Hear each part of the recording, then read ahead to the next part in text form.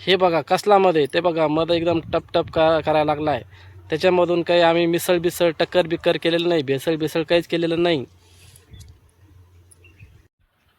म्हणून.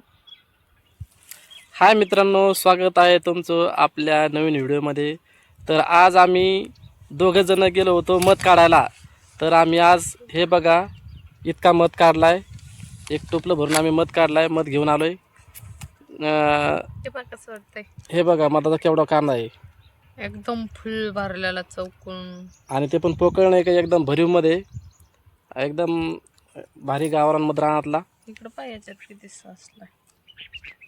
हे बघा याच्यामध्ये किती मध्ये ऐकून का दिसतंय ना हे काय. तर हे बघा एवढा मध आम्ही आज रानातून काढलाय. आमच्या लेकराला पण आणि हिला पण मध खायला लय आवडते, त्यामुळं आलो आम्ही मध काढायला. आणि मधाच्या पोळ्या पण थैलीमध्ये. या पोळ्या संध्याकाळी घरी घेऊन जायच्या. ते सारखी भुर्जी बनवून खायची पोळ्याची, मधाच्या पोळ्याची, एकदम भारी लागते खायला. तर कोणाला मध लागत असेल तर कमेंट्स बॉक्समध्ये नंबर देतो, त्या नंबरवर आम्हाला संपर्क करा. तुम्हाला काय मध पाहिजे, किलो 2 किलो हे भेटून जाईल,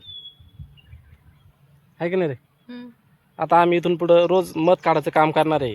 आता आम्हाला दुसरं काही काम नाही आहे, त्याच्यामुळं आम्ही आता रोज जाणार आहे मध काढायला.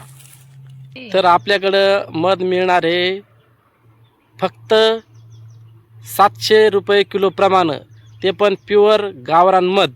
ज्याला पण मध पाहिजे असेल त्यानं आम्हाला संपर्क करा. आम्ही कमेंट बॉक्समध्ये आमचा मोबाईल नंबर देतो बरं का. एकदा मध दाखव. हे बघा कसला मध आहे ते बघा. मध एकदम टप टप करायला लागला आहे. त्याच्यामधून काही आम्ही मिसळ बिसळ टक्कर बिक्कर केलेलं नाही, भेसळ बिसळ काहीच केलेलं नाही. पाण्याची बॉटल संगत आणि पाणी पण संग आम्हाला तहान लागल्यामुळं आम्ही पाणी ठेवलेलं आहे सोबत.